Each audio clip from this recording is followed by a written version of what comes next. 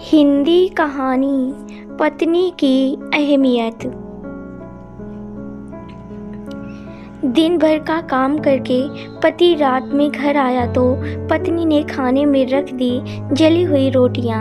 बेटा ये सब देख रहा था। खाने के बाद बेटे ने पिता से पूछा कि क्या आपको जली हुई रोटियां पसंद हैं। पिता ने जो जवाब दिया उसमें छिपा है सुखी वैवाहिक जीवन का रहस्य।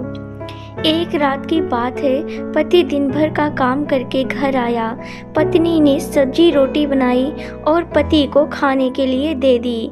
उनके बेटे ने देखा कि रोटियां तो बिल्कुल जली हुई थी। बच्चा ये सोच रहा था कि जली हुई रोटियों पर किसी का ध्यान गया था या नहीं।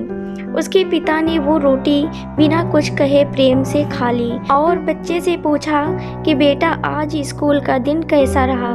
जब पत्नी का ध्यान रोटियों पर गया तो उसने देखा कि रोटियां जली हुई हैं। उसने अपने पति से इसके लिए माफ़ी मांगी।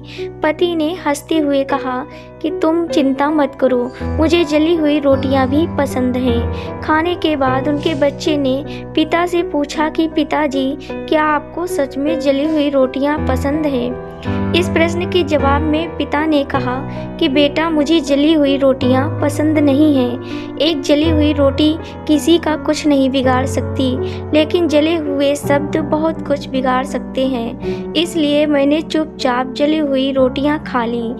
ये कथा देश के सबसे लोकप्रिय राष्ट्रपति डॉक्टर APJ अब्दुल कलाम ने एक बार बच्चों को सुनाई थी। डॉक्टर कलाम ने बच्चों को अपने बचपन की ये कहानी बताई थी। इस कहानी की सीख यही है कि पति पत्नी को एक दूसरे के काम की कद्र करनी चाहिए।